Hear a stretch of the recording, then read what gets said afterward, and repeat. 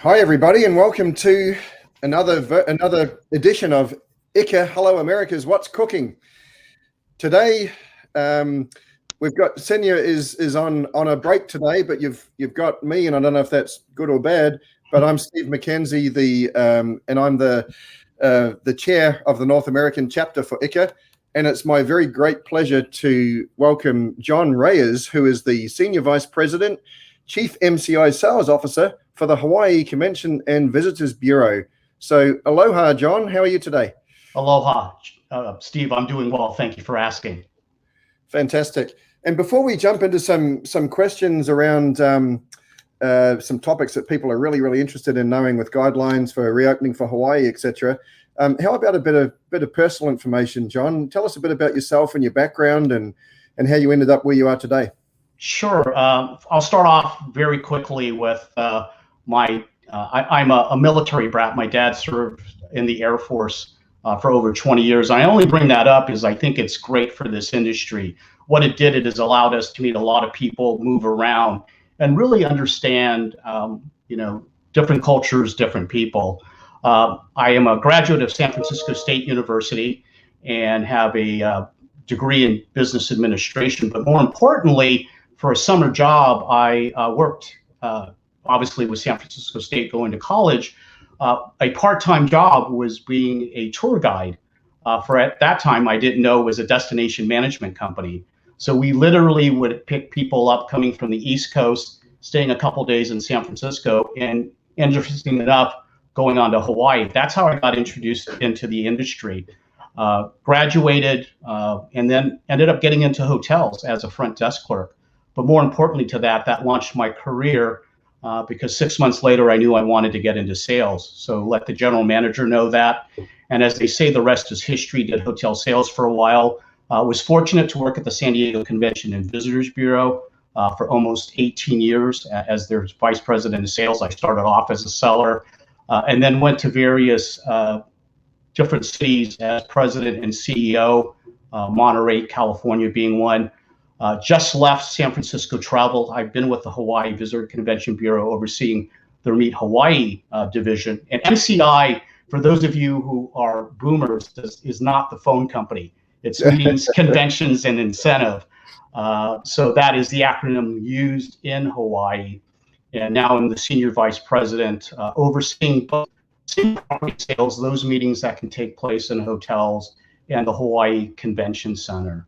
So that's kind of very quick. Where did you come from? How did you get here? And again, just a deep honor to be able to represent the state of Hawaii. That's great. Thanks, John. Really appreciate that. And yeah, I agree with you, having that, that background and your family traveling around with the Army or the Air Force, and then the hospitality background. I also came from hospitality background, and I think that's super important when it comes to giving you a great standing in customer service and understanding people, right? Absolutely. So let's jump into some of these things. I know that our viewers and our people who are watching live, but also the people who will be coming in and watching this on demand later are going to be pretty interested in knowing. Hawaii was one of the first destinations to come up with strict regulations and mitigating the spread of the virus. Can you share briefly just how all of this happened, your involvement with that, and the effects on Hawaii in the short and long term?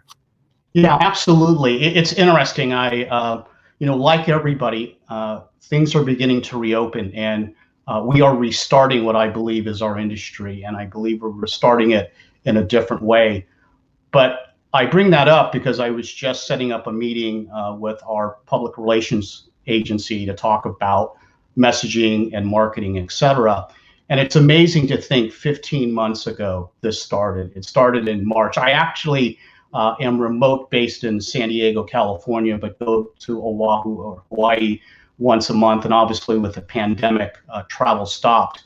But where I'm going with this is the very fact that it was in March and I actually was in Hawaii when the state restrictions were starting to come out, and really believe I caught one of the last airplanes out of Oahu as we started, and all of us, and it's still changing, how do you manage and operate a pandemic. The great thing about Hawaii is it's really built on 4 pillars, and that is the community, the culture, the natural resources, and obviously the marketing of the state of Hawaii. And I bring that up for the very fact that because of community and because of culture, the protection of our residents and the state of Hawaii being an island, we had to be very aware of how we protect our residents. And I think for the longest time, Steve, the conversations was all about safety. And so nobody, I think, ever had in their marketing plans what to do in a pandemic. I mean, we had natural disasters and all the different things that have come up in our industry. So literally, the answer to your question is we built it as we saw what was happening. So in March, the governor ended up restricting tourism, and we began a journey. And the interesting thing about the Hawaii Visitor and Convention Bureau is we were actively involved in the process of starting to screen visitors as they came to Hawaii. In fact, we suspended, and everyone in our organization was on what we call a call center. And for probably the next 90 days, we were actually contacting customers or visitors. There obviously was no meetings and conventions going on, and doing really what we now know is tracing and making sure when people were coming in, double checking their quarantine, double checking where they were staying, and giving them the updates. We obviously,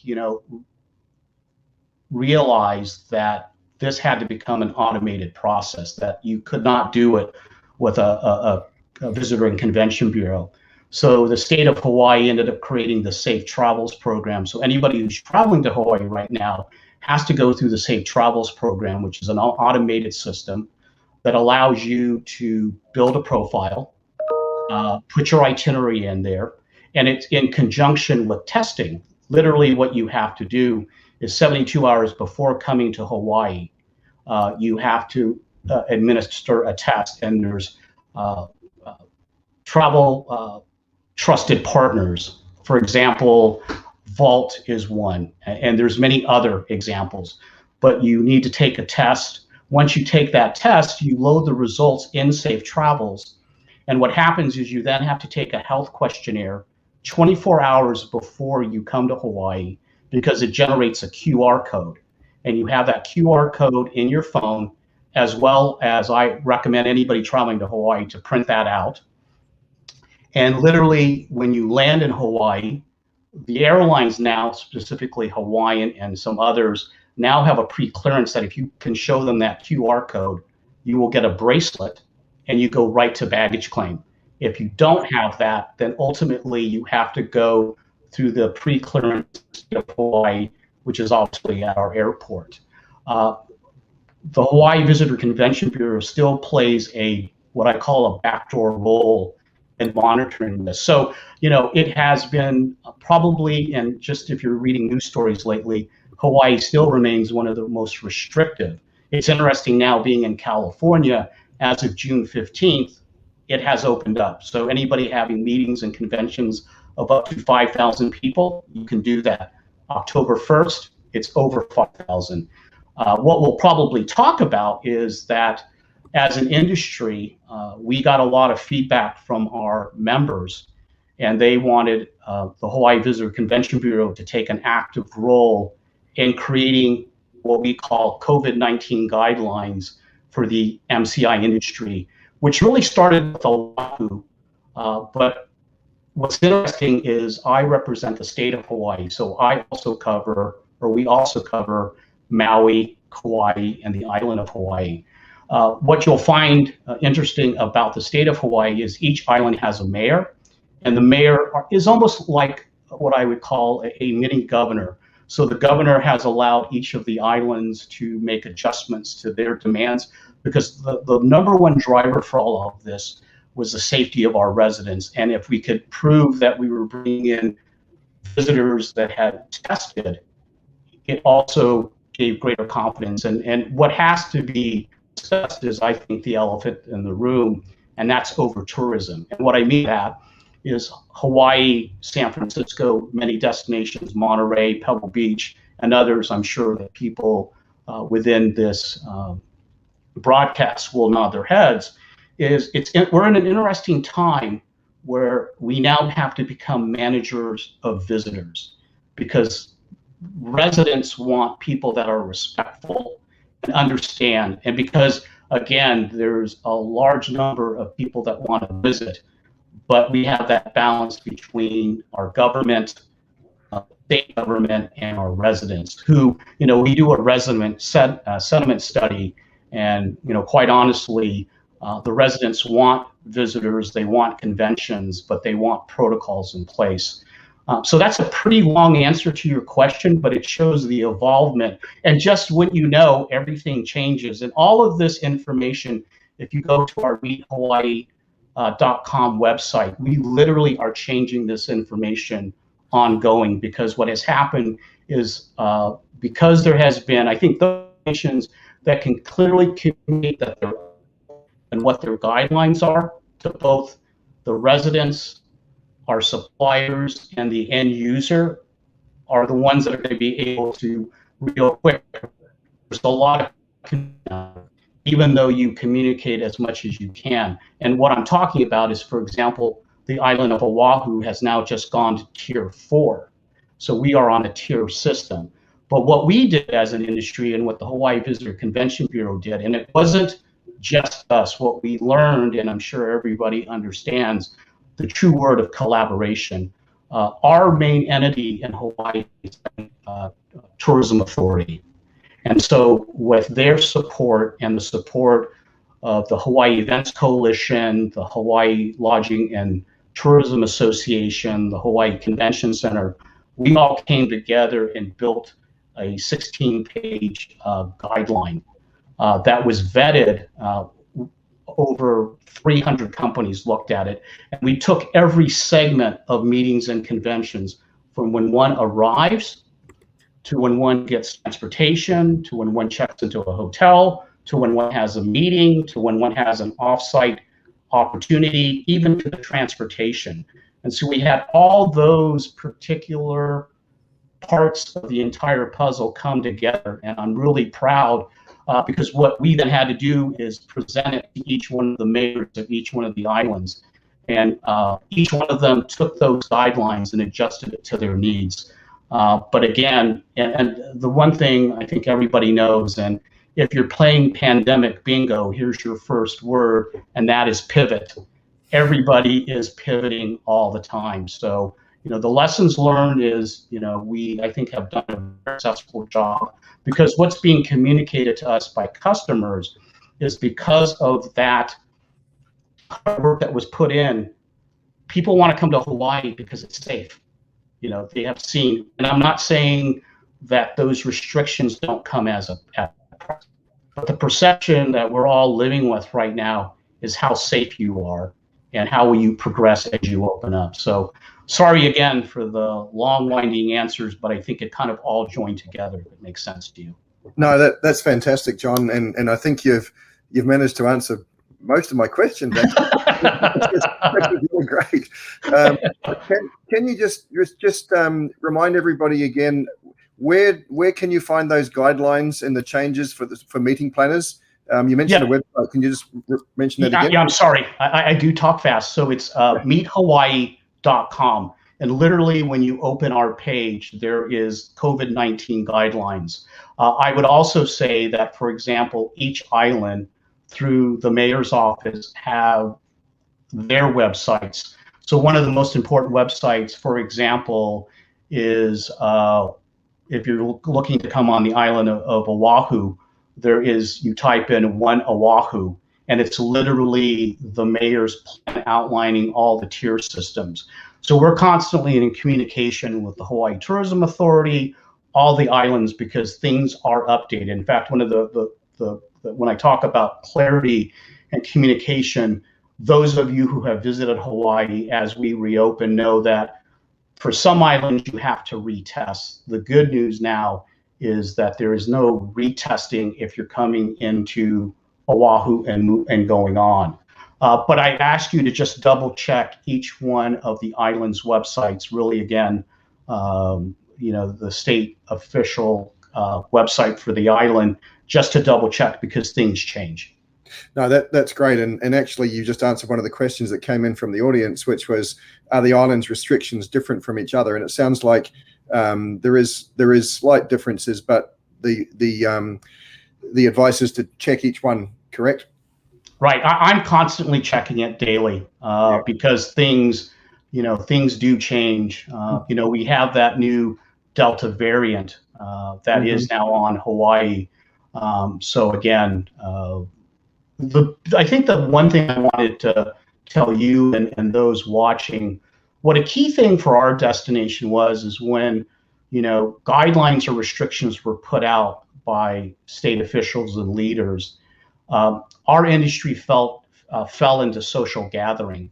And when we were in Tier 1, what that meant is you could gather, depending on the type of environment you were in, 5 to 10 people. And as the news of the vaccine started to come out, I think there was a confidence of, okay, you know what, I can start to plan. So during this process for us, which really started in February, it was a 2-month process prior to us presenting the guidelines. And, I did send ICCA a copy of those guidelines, and we're happy to share it with anybody, just as an FYI. But where I'm going with this is our message to our state leaders and officials were meetings, conventions, and incentives are a structured event. They're done by a professional organizer that many times is certified. The ability to control the group in the sense of communications of anything that needs to happen. And I'm going to say this tongue in cheek, but in this business, and again, we just moved into a new home in San Diego, and those people that don't know our business sometimes think we're wedding planners or just, it's events. And, just tell the customer to change the date.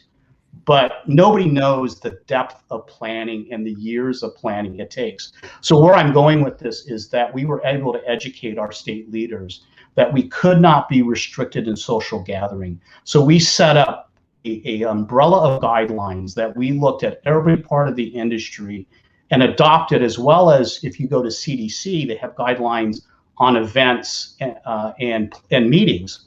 So we adopted all of that, put it under one umbrella, so our customers and our suppliers could refer to that. And what I have to tell you is I was really proud in Hawaii that many of the suppliers went over and above what we say in the guidelines. And I do have to say that people were concerned, as the Hawaii Visitor Convention Bureau, that we were going to be bureaucrats and we were going to have them wear hazmat suits. And it was not like that. It was all about social distancing, masking, and just understanding, do you have a plan?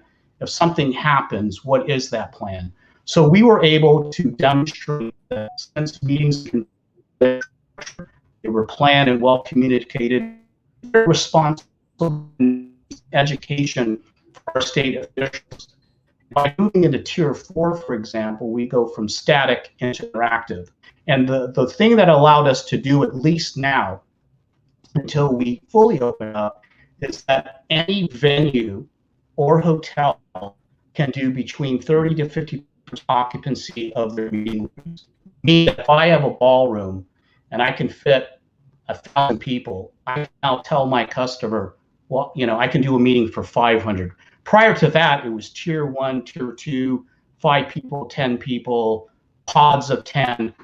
So that education is really good and also brought our industry together. So, I think one of the things that helped Hawaii was in the fact that we immediately had to educate beyond the typical showing the economic impact, because what we have to realize is many of the people that influence the decisions we're doing, especially at the state level, do not know meetings, conventions, and incentives, and that's neither good nor bad. So by doing that and getting out of the social gathering and getting our own category. Now, if you go to One Oahu, you'll see a list, restaurants, churches, everything, segment, meetings, conventions, and incentive. And I heard a long time ago, Steve, that if you're not at the table, you're on the menu. And I think for a while, many of us were on the menu. So the advocation of the Bureau, the suppliers, and our customers help. So again, I think that's important to understand how we have success. That's fantastic. And we're just showing the oneoahu.org web address coming up on the ticker there now. Okay. John, that leads into really nicely into the next question I have for you, which is, so is the Hawaii CVB now in a position to resume proactive bidding, a proactive bidding process for conventions and events? So the short answer is yes. In fact, we're responding to inquiries for Q4 21-22 is demonstrating to be a very strong year for Hawaii. People are confident about 22, and so we are accepting bids and looking at them, with the caveat that there are, some restrictions. There's still social distancing. So the short answer is yes. And I think one of the other things that has been important that just came about is the governor just came out this week in regards to vaccination levels. So things are moving from cases to vaccination levels. So at 60%, our governor is going to in travel. At 70%, we believe that you will no longer have to test, and probably will still have to wear a mask, but social distancing, we hope, will not be, can go from 6 feet to 3 feet or 0. Currently, right now, Hawaii is at 55%, and like most states, we are being very aggressive about getting people vaccinated. So again, we are, I think, for those of my partners that are at, a Convention and Visitors Bureau or an official agency that represents their destination, more than ever, and here's my pitch, you need to be working with DMOs, destination marketing organizations, state tourism offices, because we're the ones that are aggregating that information and can help you out. And what I will say is, it seems to be to try to be one size fit all, but what we can do is help customize and kind of give you the updates. So for example, Tier 4 in One Oahu that some people may be looking for is there is now a stipulation that you can have, a 50% occupancy of the room, but the attendees need to demonstrate that they've taken a test or are they vaccinated. The questions we've been asking our customers is, what are you doing in relationship to your meeting and those being vaccinated and not vaccinated? Are you able to provide a list, which gets into all kinds of conversations that could be another segment, Steve. Absolutely. But I think what people need to realize is that is something that we want not to be intrusive, but just to better understand so we can give people better information and planning. So we plan to be doing an email blast out to our customers about a who's gone to a Tier 4.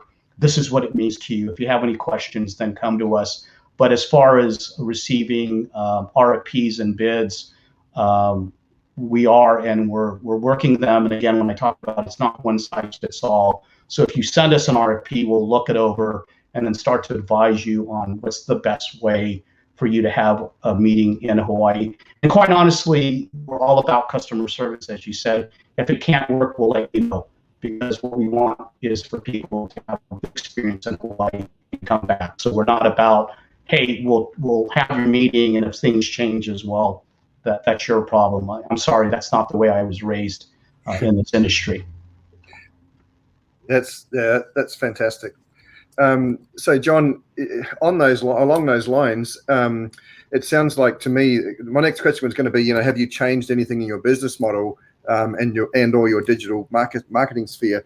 Obviously you have, from what you're telling us, and in a very proactive way by the sounds, right? Correct. Yeah, and we are. I mean, I think what we're saying internally is it's a reset. And what I mean by that, we're even going through our database and our auditing and checking our contacts, because this pandemic has been 15 months, and even the suppliers at the hotel side may not be there.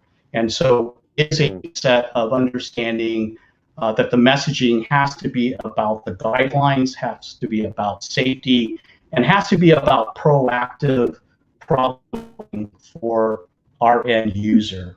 And one of the things that on the leisure side that we will be doing on the meetings and events side is a new program really about responsible tourism. There's a word in Hawaii called malama, and it's about respect. It's about respect for your fellow human being, respect for nature, respect for each other, respect for culture. And so we're launching a whole malama program that fits really nicely into those who are viewing this, because whether you're an association or corporate, you have many times want to give back, corporate social responsibility. So we are talking to our visitors and to those coming in is, if you're coming to Hawaii, we need for you to participate in our Malama program, because in the end results, it tells the residents that we are attracting people that care about the island. Because what's interesting is the time that we were closed and that we were the most restrictive, many of the natural areas in Hawaii started to revitalize. And, fish started to come back, all these different things. So, we have a commitment to our residents that we will be responsible in attracting groups, especially in meetings, conventions, that understand that responsibility. And I don't think it's a phase. I think any destination that is having conversations with their community on over-tourism, whoever thought, Steve, that we would be in an industry where too much tourism would solicit this kind of feedback. It's not new to me, but it's just surprising because travel and tourism was looked like as ambassador. So back to your original question, is we are resetting in the way we communicate, even our bid books, putting up front that, this is kind of the expectation as you come to the state of Hawaii, because we need to make sure that we have a good balance, if that makes sense to you. It really does, and I love that concept of the Malama program. That just sounds phenomenal, and I think you're all to be congratulated on that. And I know, for one, I can't wait to get back to Hawaii. One of my favorite destinations, whether it's for business or for pleasure. Just love coming there. So, before we finish up, John, would you like to share with us? Now, being the theme of the show is what's cooking. Do you have a favorite recipe or something that you can share with our viewers? Yeah, I do. So I have to just tell everybody very quickly is that in the regards to recipe, I benefit. I'm the one that eats. I'm really thankful to have a great wife who's an excellent cook. And when we have company that come over and we want them to come back, and she gave me the recipe. I don't know if I have the whole time to read it, but it's called Chicken Calypso with island peas and rice. And I will tell you, from exit survey, the people want to have dinner with us, and that's all they talk about. So it's, I don't know in this part, will I send this to you? Do you want the highlights? Because it's, just give us the highlights, and maybe if anyone's interested, we can make sure you get it to Moni at Ika, and we can share it with others who want it. But just share the highlights, please. Okay, yeah, just quickly, 2 bones of boneless, skinless chicken thighs, a cup of green onions, a lime, a tablespoon of cilantro. You need some green peas. You also have some chicken broth. You serve it with, I believe, yellow rice. You have some Asian chili sauce and olive oil, raisins, suggestion sweet plantains, Cuban bread, fruit pastries. All I can tell you is when she makes that, I'm sure I'm not. So it's a great recipe and would love to share that with you. I am not a cook. I am the one that loves to eat. So I appreciate the opportunity to hopefully this will build points with my wife with me, because God knows all of us have to do that. Yeah, that's for sure. That sounds delicious. Moni says she thinks she'll make it for dinner. So I think I might be trying that too. So look, John, mahalo. And thank you so much for sharing all of your insights. This has been extremely interesting and insightful. For our viewers, don't forget next Thursday, the Hello America's What's Cooking. Next week, our special guest will be Andres Escandon, the new regional director for LATAM for ICA. So he will be sharing his insights and what's going on in the Latin American region. And if you want to be a guest on one of our future shows, the tick is going on the bottom there. Please email us, and the email address is there, and we'd love to have you as a guest. But in the meantime, again, John, mahalo. Mahalo. Thank you again. Thank you, Steve and Monty. And, ICCA has just been a great partner for Hawaii. We love everything you do, and having this opportunity to hopefully give back and help. And, you get to end with a recipe and food. What better way to pay than to spend a Thursday? So aloha and mahalo to everyone. Exactly.